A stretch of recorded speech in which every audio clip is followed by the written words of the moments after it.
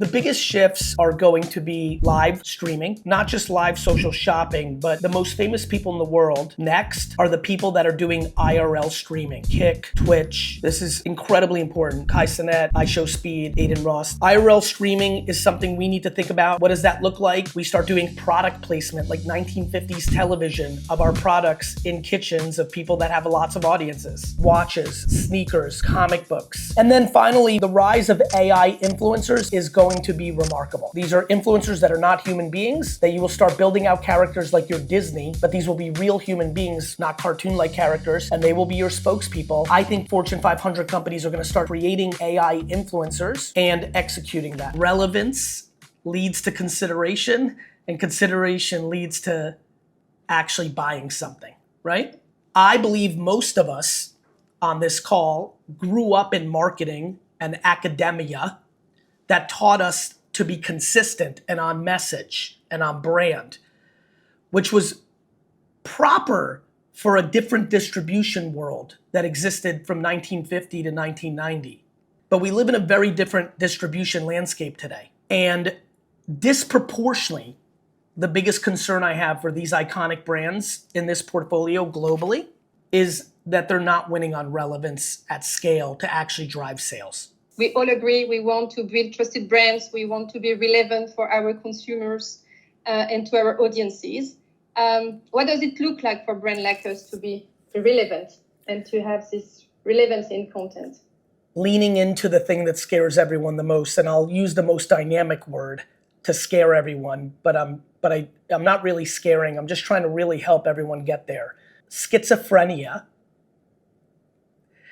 is an interesting word to talk about. I use it aggressively, but in a more mundane way, every brand here needs to be relevant to 30 to 50 very distinct different consumer segmentations, which means most of the creative and marketing that every brand here needs to put out across the marketing landscape needs to look different, which is like, you know, Celine, I get it. That's like putting a knife through the hearts of marketers. But again, look at this, you know, we can't see the audience right now, but I can see the back of the screen, right? I see David, I see Eva, I see Juan, I see Sarita, I see you.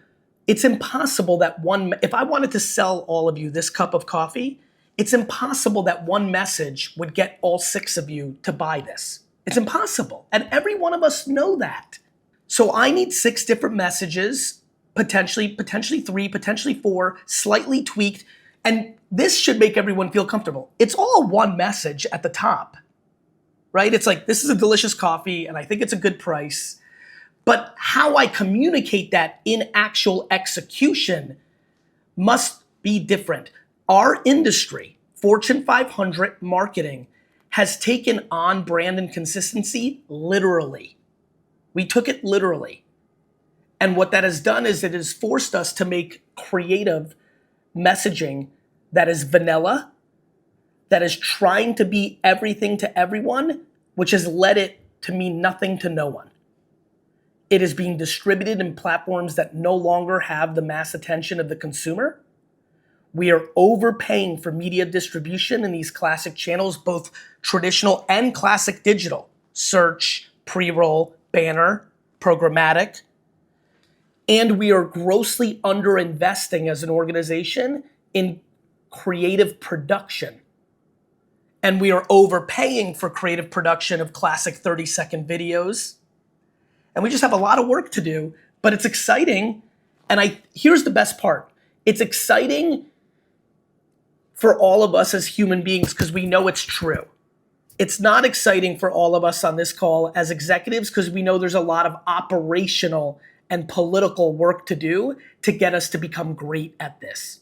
And how do you know what is resonating to me versus Dave or versus Eva or Sarita? Well, that's a very interesting question because I have to frame up something to be able to answer it. For the first time in marketing history, paid working media should come last, not first. So let me explain. I would not know what's resonating to all of you if I was to amplify every piece of creative that I put out into the world with paid media against a target. We are sitting in this exact second in the biggest opportunity in marketing history, which is called the social networks, the 7 or 8 of them: LinkedIn, YouTube, Facebook, Twitter, Snapchat, TikTok, Facebook proper, Twitter X. They all are now running on an interest graph AI algorithm for the news feed. So that's a lot of words. I'm going to break it down. I grew up and got famous by investing in these companies you can see on my screen: Facebook, Twitter, Tumblr. Those are stocks that I bought in 2007, so that worked for me. But I treated social media from 2006 to 2018 like email marketing. Get as many followers as possible, and when I would post, 20 to 30 to 40% of the people would see it, like open rates, right?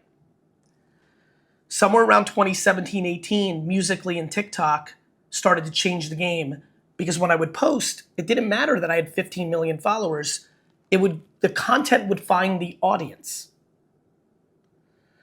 The way I would know if a Midol post in India was resonating with who is by posting it organically on Instagram and seeing how many views it got and seeing who consumed the views and seeing how they commented consumer insights in the comments. And then, Celine, if I felt good about that result, I would only then run working media to amplify it against the demo and consumer cohort that was most reacting positively. My next post might be about cricket. After playing cricket, take our over-the-counter medicine to not sneeze. And that might resonate with Juan more than it resonates with Eva. And if there's enough Juans in there, now I'm running media to amplify against lots of Juans. The paid, owned, earned model has been flipped to owned, which is your channels when you post, then earned. When it performs, it is earned the right to get paid. I'm gonna say something humbly, respectfully, but without any hedge. This great iconic company is throwing 90% of its working media dollars globally directly in the trash. And it is because we are guessing up front of what to spend our working media dollars on what creative, on the basis of 3 to 4 human beings' subjective opinion or very antiquated creative testing, guessing, focus groups, old technologies. And we must face this truth because it is how we can outflank our 4 to 5 direct competitors. Listen, I will say this, and I think this will help. I know it's a lot, and I know it's the other side. Literally, I am asking the organization to completely flip what they do. And that requires a whole different mindset, a whole different process, agency partner structure. For example, let me just say one thing that should help save a lot of money. We can no longer pay creative agencies just to come up with ideas. They must be in production. I had a company-wide meeting with my 2,500 employees 2 years ago, and I said, we are no longer a creative and media agency. We are a production agency that happens to do creative strategy and media.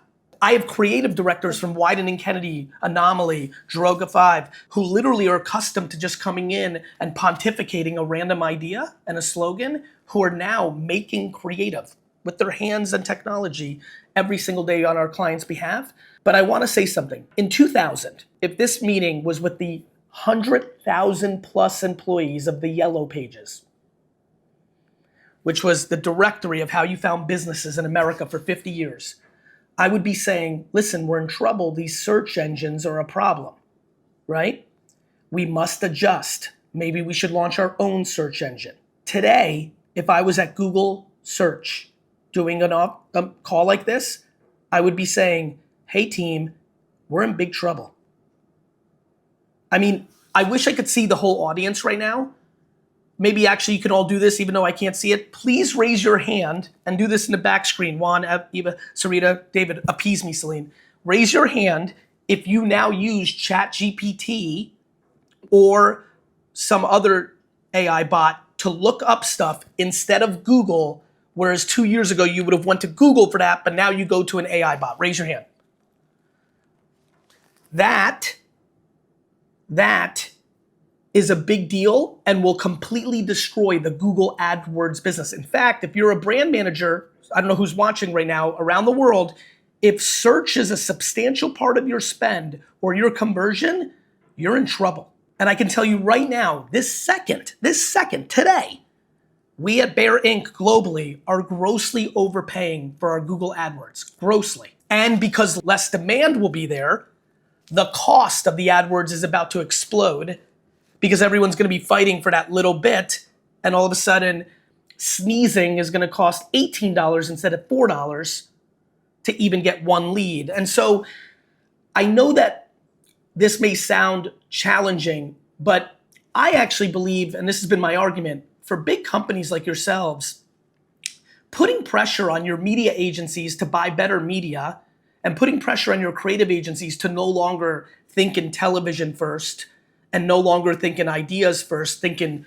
ideas plus production first for social. And then, Celine, the way it works for us is when creative validates with the consumer, not the boardroom, in social, then we go into, do we want to turn that into a campaign through the consumer insights of it being successful?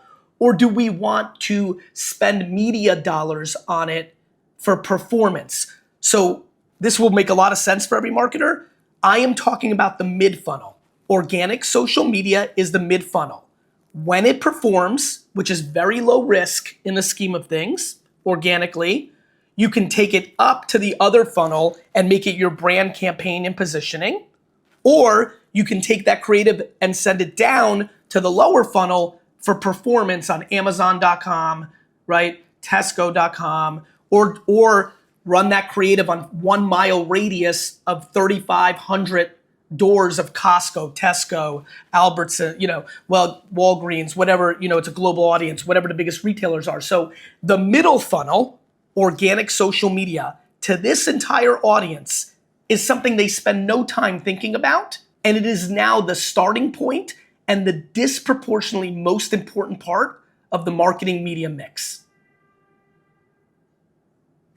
And it's super measurable. As some people on this call know, very early, thank God, because it doesn't always happen, very early we had a remarkably viral post for Midol in the US. And how does that show up? With no media dollars, the Amazon rank shows very strong clarity that there's enormous amounts of sales behind that single organic social post.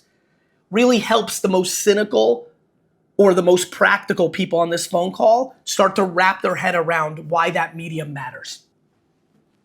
Very good. Let's go to Eva because she has a question for you on content production and content creation. Please. Hi, Gary. One thing that you said very interestingly is you can no longer be a creative agency. You now need to be able to create, produce, right? So it's like you now need to be like a full stop. That's right. Company. I would, Ava, sorry to interrupt, but just because I just want to pinpoint it, I believe that there is no logic anymore to have a creative AOR and a separate production company. These are my competitors and I meet with them because I'm a funny guy. I don't think somebody else winning takes from me. I've been meeting with agency and production owners for 18 months telling them that if you don't create the creative division production company, you're out of business. And I'm telling the creative agencies, if you do not create the production integration, you're out of business. And so, yes, I am saying that any company that is only production or only creative and strategy is fundamentally dead man walking unless they adjust. Fully agree, because we're already seeing this in APAC. So, right? And to take it a step further, what we're also seeing here is, especially with social, the agencies are not only just creating, producing, but they're also serving. And back to what you were saying, putting out 6, 8, 10, all personalized content and optimizing it in a very dynamic way. So there is no waste. So are you also doing the same in your side of the world? Eva, 15 years I've been doing that. For 15 years, my company, even, a lot of people now over the last decade are like, wow, Asia, live shopping, Asia shows us the future. That's because the tech stack in Asia with ByteDance and WeChat, it's more integrated than it was fragmented US. Because I built VaynerMedia for myself, my long-term vision is to build a private equity firm on top of my agency to buy orphan brands from Fortune 500 CPGs. Because that has been my mission, I built media, creative, and production in one stop, literally in 2009. If you understood social media in 2009, 2015, 2020, there was no option to not do all of them under one roof. Fully agree. We're ready there. Good for you. Good for you. And as you know, what's really fun about it is in this environment, you can hold your agency partners accountable because in that scenario, there's no pointing fingers. The biggest issue for all the people on this call even that are not in that model is the media company blames the creative department company. The creative department blames the production agency. You know, everyone's blaming everyone. And really, to be frank, one of the reasons we've grown to be one of the largest independent agencies in the world is we want to be held accountable to business results at the end of the year, not fake reports, not MMMs, not MMAs, not awards, not headlines in Ad Age or Campaign Magazine. We want to be held accountable to business results. But the only way for us to be held accountable to business results is to have media, creative, and production held accountable with us. So you're talking about content creations. Now we have creators as well. So not only us who create content, but we have as well creators who create content for us. And I think they have been driven conversations, value, and culture so far. And I think Juan Carlos has also a question for you on creators. Hola, Gary. Look, it's undoubtedly the creators have a lot of attention of the public, but what's the best way to kind of interact with them in order to really build trust and not only kind of borrow attention? I mean, we have found tricky sometimes to deal with creators sometimes. It's very hard to deal with creators. Creators, my biggest issue with agencies is that they don't have aligned interests with their clients. That has been a huge reason we've grown because I'm an immigrant who grew up in a retail liquor store and the only thing I knew was customer first, customer second, customer third. And I brought that energy to agency land and it's really worked for us. Creators, Juan Carlos, have even less alignment with you. They want their money from you real quick. They want to get away with posting it with as little oomph as possible. And they want to move on to their next paycheck, right? So the way we think about that is the following. We're very bullish on creators. This is interesting. Paid, media, creative. And then if that wasn't enough integration, what we have inside of Vayner is something we call CAIT. Creators, C-A-I-T. Creators, affiliates, right? Asia knows that. TikTok Shop, all that. Creators, affiliates, influencers, and talent, right? We consider talent celebrities. We try hard to make sure our clients don't pay $1 million for a celebrity, but you know, you characters have fun sometimes. Anyway, Juan Carlos, the way we think about Kate or all four of those people is we think of them as media, distribution, and creative. We have no emotion. Everything is underpriced or overpriced attention, meaning I'm not trying to sign a 5-year deal with a creator to make them our ambassador. It's not going to work. It's going to be overpriced. We look at every single human that has potential to do a product integration or a piece of content for us, and we look at it strictly as an unemotional financial transaction around the value we have against their endorsement, the creative they make, and how much organic reach we anticipate that to get against which demos. I'll give you an example what that means. We may talk to a creator for a brand and they want $500 for the post and we may think that's overpriced.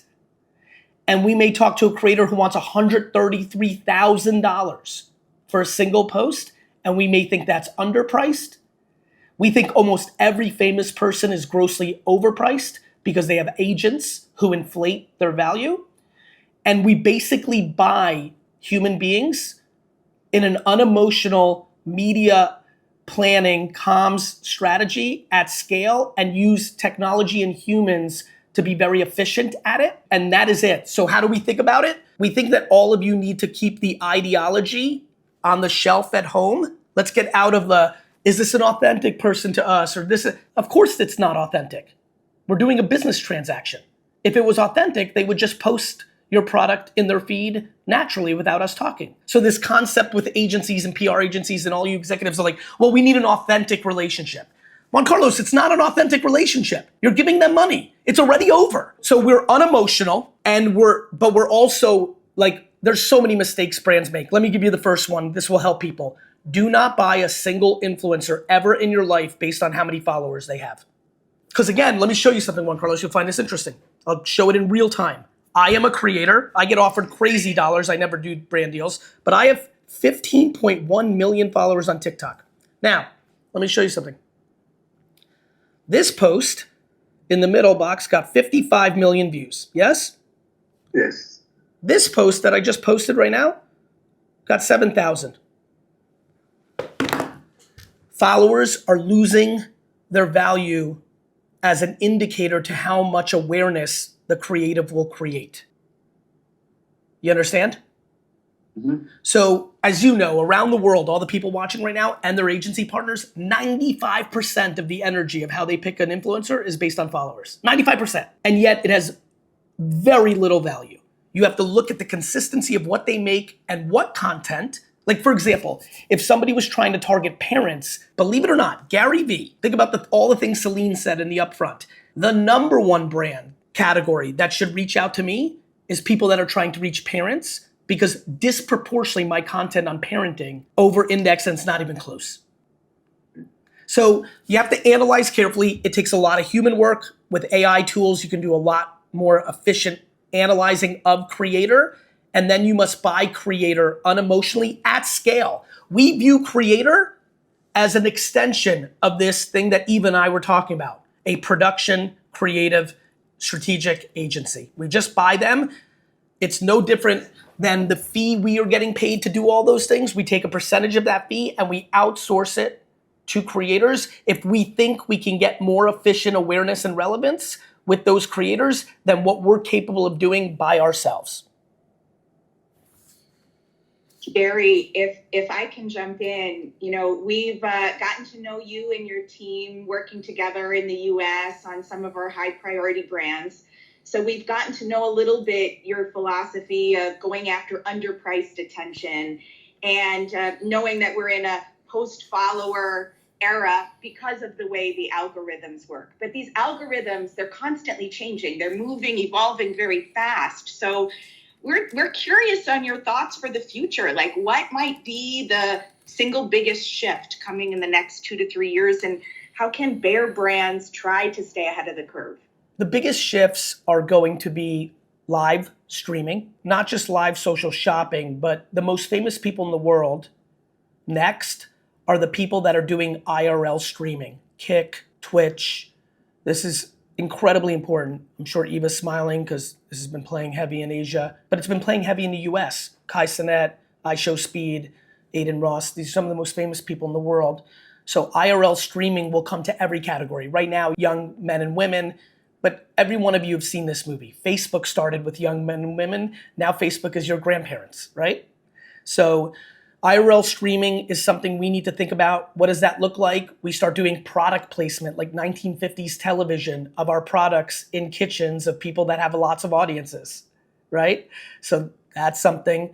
I have a real left field one. This is very left field. I'm curious to see who's affected by this. I have a very strong hypothesis that collecting as a cultural genre is something every CPG should be getting into. What I mean by that is trading cards, watches, sneakers, comic books. If you look at the history of consumer packaged goods, look at cereal as a category, little toys inside, right? You look at Pepsi, you even look at suntan lotion, other things.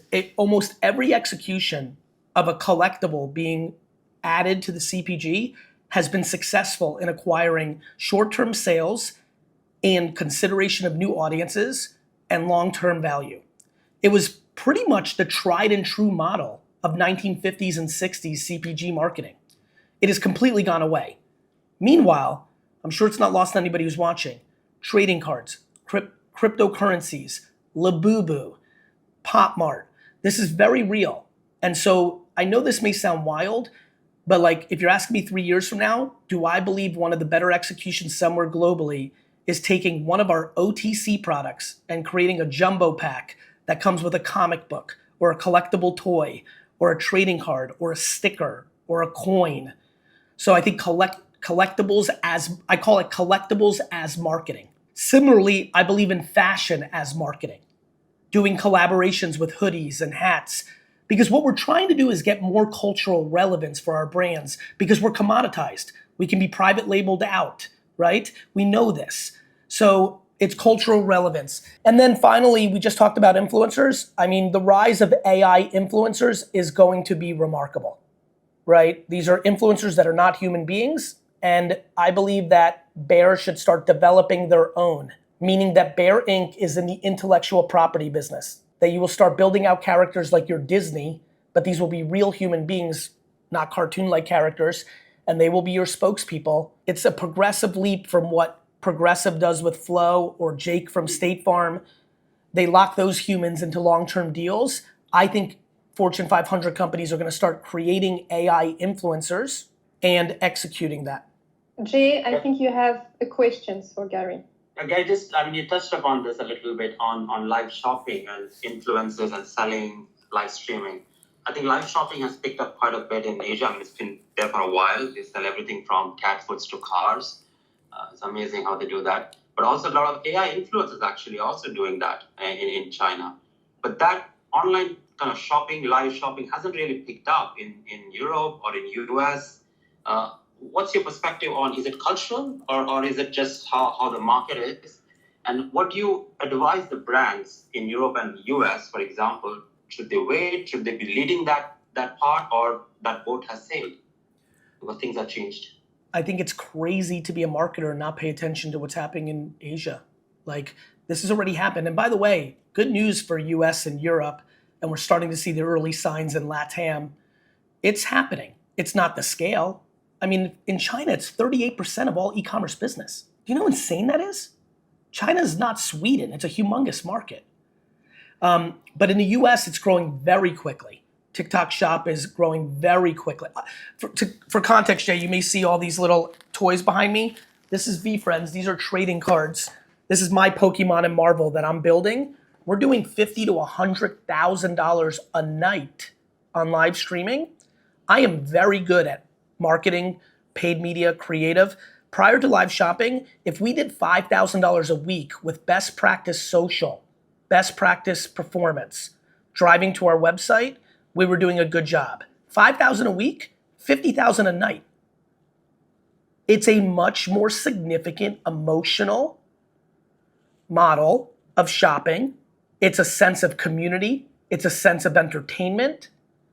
There's a reason that the TV, the QVCs and all these things have done well for so long. It is now here, and my recommendation for everyone around the world is to immediately do it. The problem is, Jay, and you know this, and this is what Eve and I were talking about, the agencies have not caught up around the rest of the world.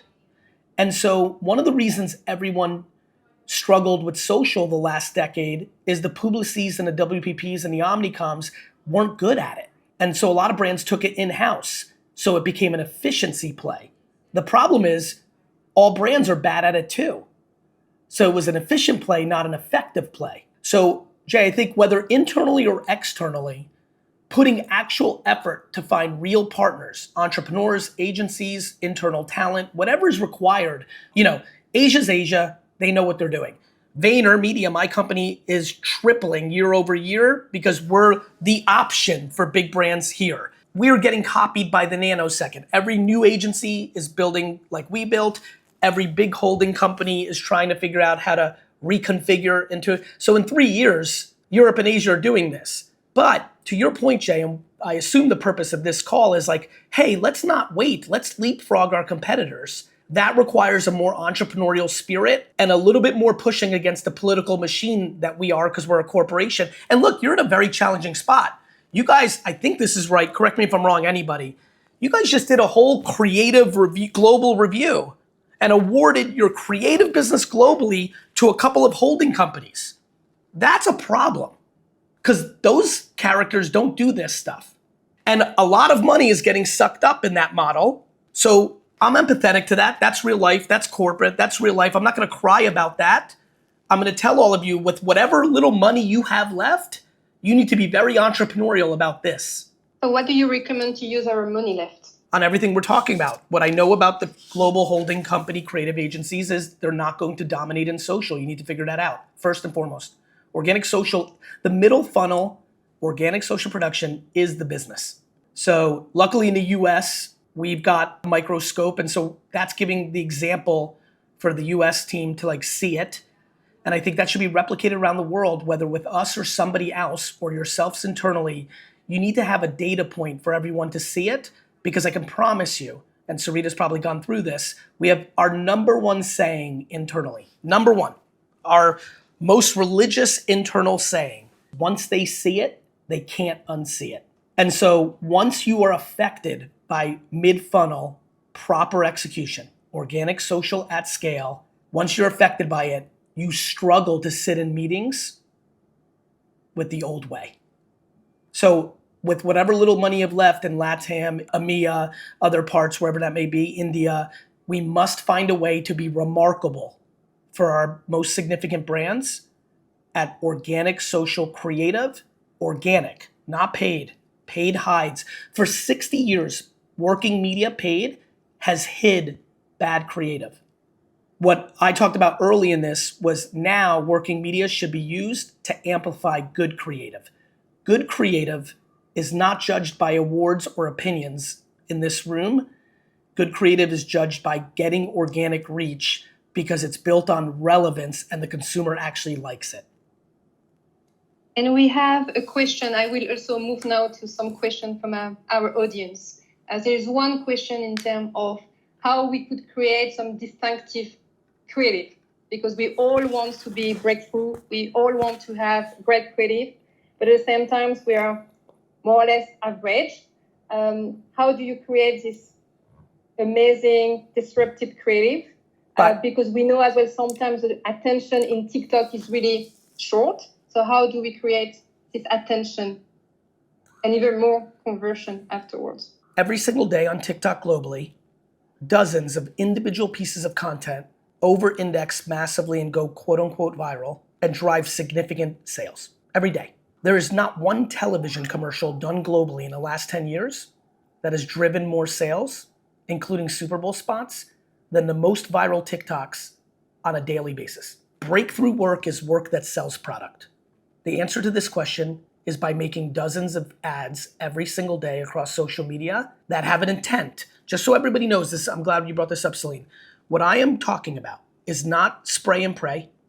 It is not throw against the wall and see what sticks. It is not even test and learn. As Sarita will tell you, we take a brand on and we find out what consumer segmentations we are trying to get. Now, what we do well is we don't play in that old 18 to 35 or 50-year-old female. We get much more distinct, right? You go into interests, you go into age groups. For example, just to give you one, 25 to 27-year-old males on the East Coast of America that play basketball. That would be a consumer segmentation against an over-the-counter drug, right? So as you can imagine, Celine, if that is the brief to my creative, that they are making a video or a picture right now for a 25 to 27-year-old New Yorker male who likes basketball, that is driving the creative we're gonna make. We then post that on social. Breakthrough work is not work that everybody on LinkedIn and Ad Age says that was beautiful. That's the problem, Celine. The definition of breakthrough work is broken in our industry. Breakthrough work is a video that gets 40 million views on TikTok, on Instagram, on YouTube Shorts. And so how do you do that? You have many different consumer segmentations that are very narrow, which then forces the creative production team to make very poignant creative that has teeth to it. And then you post it, and then you analyze it quantitatively and qualitatively. Some of the best work we've ever done, breakthrough work, is because we put out 4 different pieces of creative that did not do well, but we read every comment on those posts to get the consumer insights that led to the 5th piece of creative that took in the consumer insights from social into account, which then created the breakthrough work. Yeah, so maybe I'll share for the audience, not to make this too much of a commercial, but just to share for the audience what we've been doing a little bit in the US. So we're working with Gary's team on Miralax, on Claritin, and on One A Day. And we take the culture, we take the strategy of the brands, and that feeds into this micro segmentation that Gary's talking about, the cohorts. and then the creative is generated against particular signals. So one of the posts that Gary was referencing on Miralax is about roommates who are bestieing so hard that they start tracking their poops together. And so this piece of creative was actually rooted in some cultural trends, and that went viral. And it's so funny when marketers say go viral, but this spot, this social media ad, had over 30 million views in a short amount of time with very little media spent against it. So that's just making it a little bit tangible what we're doing in the US. Yeah, and again, we're very fortunate, and I want to give a shout out, actually. We've been doing this a long time. We're an agency. You know, when I'm growing all my other stuff, I have full control. We have no control, right? We need significant dancing partners. Many people hire us to work with us, and then after hearing all our spiel, which is super different than everything else, and on the first day we start working together, they want to treat us like 72 and Sunny or Ogilvy or WPP. We've been very fortunate in this scenario. This is why I said yes to this hour this morning. It's to give back to the relationship we're building in the US, because without the dancing partners, we'd be 18 months in, 24, the amount of clients we're 18 months in and haven't even gotten this close like we are here. It's very frustrating. And we have something internally called elephant meetings, right? Address the elephant in the room. And with those kind of clients, every month or two we'll have, and we're very direct about it. In fact, I resigned a significant piece of business the other day because 4 elephant meetings led to nothing. I mean, you want to talk about shock? Everybody in my own company and everybody on the client side, I guess it's not very common for agencies just to resign the business because you can't do it the right way. But this is a big deal. And between what we're doing in the US and what is happening with Eva in Asia, this organization should not be going backwards. It should not. You have too many examples. We're just starting to flirt. Eva and team out there have a lot of things working in this direction. This is marketing. I don't know what else to tell you. And this is historic. Go use ChatGPT and ask about how many people fought television when the radio and print were the primary marketing. Television was fought heavily. And let me give you the preview of what happened in those 20 years. It completely reset who the biggest brands in the world were. And we cannot afford to be marketing like 10 years ago. And so, look, I'd be lying. I already referenced it once. We must be thoughtful about our partners and how we work with our partners and what pressure we put on our partners. And again, you're global, there's politics, I'm empathetic. But all of you individually in your own markets must fight for some carve-outs to do this stuff right. Or, God willing, I hope whoever wins your global creative things are actually starting to move in this direction. I'm just not optimistic because I interview all of them every day and they're very far away. Very good.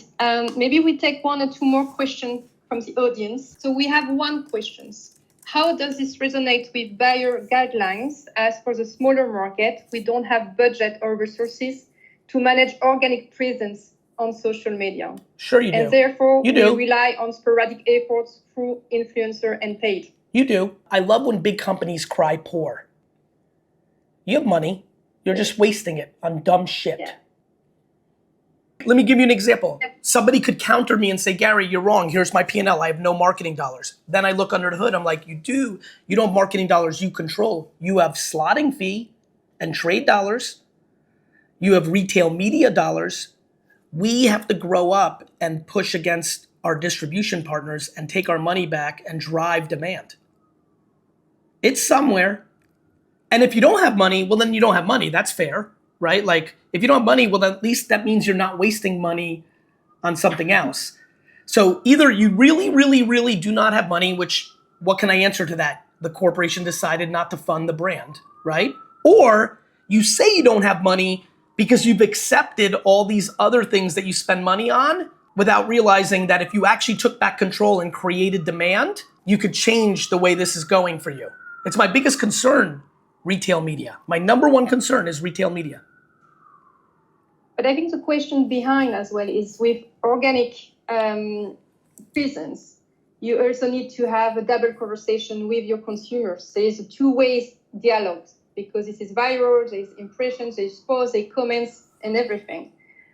With our guidelines, most of the time we disable comments on platforms because of pharmacovigilance issue, because of compliance issues. Yeah. So we are not allowing people to comment on our ads. Is there any limitation of doing this kind of things? Because you limit the conversation you could have with your audience from a direct perspective. Two things. My head of legal, because of my career and who we've done, is at the forefront, is literally consulted by the FTC for this area. Number two, your direct competitors are not doing the same exact thing as you are. I cannot fix the fact that you're at the highest levels. Your legal department has decided to go too far in correction and interpretation. Good news, even though I'd like to change that, right? You will not be affected to the degree you're thinking. Meaning, let me explain. If you disable comments, you're losing 10 to 12% of the magic on the community affinity building. You're losing 25% of the magic on consumer insights, but good news, you can get those consumer insights by reading the comments in different posts around social media, not on yours. So, Celine, I'm not really in the business of like crying about it. I grew up in the alcohol business in America, heavily regulated. I have financial services, I have toy companies, and I have pharma clients. Everyone's regulated. And then everyone's regulated by political correctness, right? Everyone's scared all the time in corporate. Whatever the reality is the reality. Us not being able to comment or closing comments doesn't take away the fact that us doing proper creative in channels that have actual consumer attention, that are more underpriced than the channels of the classic, is still a good marketing move for us. I think there's one question let me see. Following up on your comment about building a media plan, putting social aside, how would you advise identifying the right platforms and creative to leverage to drive awareness of our product and push people down the funnel? By being a consumer anthropologist strategist, which is a long-winded way to say that's very easy. For me, who spends all his time trying to pay attention to where the attention is, the reason I can bring up Twitch and I can bring up Kick, the reason I can bring up Whatnot and TikTok Shop, the reason I know what's going on Facebook proper or WeChat or Line in Japan is because I spend my time paying attention to where consumers are. So the answer to that question is by being a modern comms planner. I mean, Celine, there's no difference than me deciding which channels to go into today than in 1995 and 1975 by actually putting in effort. It's such a great call out though. You know what? I don't know if you see this, Celine. You see the goosebumps? The reason I have goosebumps right now is the fact that that question's even being asked speaks to how poorly the holding company media model has become. We do not give enough effort to the comms planning. We're selling fake technology. We're selling fake reports. We're in such an awkward place in our industry, and I wish we could get out of it. We've become students. We've become corporate. We've become DEX and big data and all this stuff. The answer to the question is by paying attention to the consumer. Mm-hmm. And I think it goes as well with the last questions, maybe. Some of our brands are highly relevant with our consumers, but lack distinctiveness with our competitors. How do we solve this in creative? By being relevant. She or he that said that might say that they're highly relevant, maybe from a use case, right? Or maybe there's only two ways to dissect that question without me following up with that person. If it's highly relevant, then it is by nature distinct from your competitor. Coca-Cola and Pepsi are the same thing, but they're not. Let me use a better one than Coke and Pepsi, because as a cola drinker, they do taste different. Water brands, they're the same thing. And if you're actually relevant, that is the way you separate. So I don't know if the question is posed as like, we're relevant to their day-to-day usage needs, right? Like, obviously I need this thing to stop sneezing or whatever it might be, right? But this is my point. This company will be fully private labeled out of business unless it builds a relevance creative machine. And so the answer is the mid-funnel. I don't know what else to tell you. I'm sorry.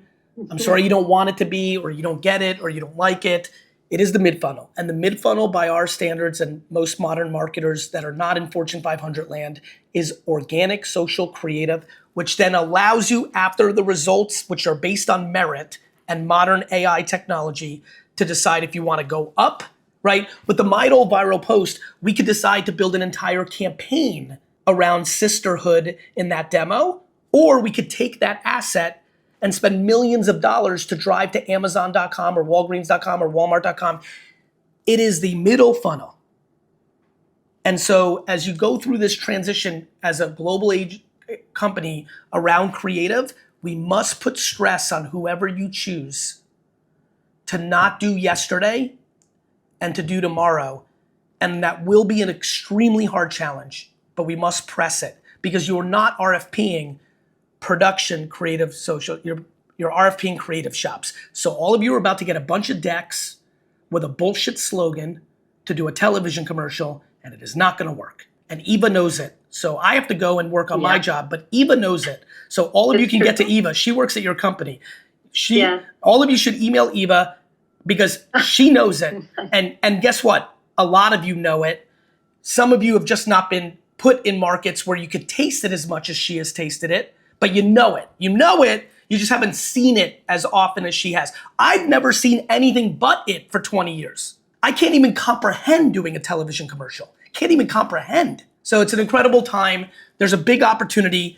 It's a little bit of a challenge because of your global creative art. You're gonna have to figure it out. But even if it goes very conservative and classic, like I think it will, you still all individually in your markets can fight for a little more money, and all of that should go to mid-funnel. That's the answer. That's the only thing I see you can do in 26. And by 27, you're gonna realize that model didn't work and you're gonna unwind it, and then you can fund the mid-funnel properly. Thank you, Gary. I know you have an hard stop at 10. I do. I think you Thank probably you. need to go. Bye, everyone. But it was a pleasure to have you. Thank you. Thank you so much.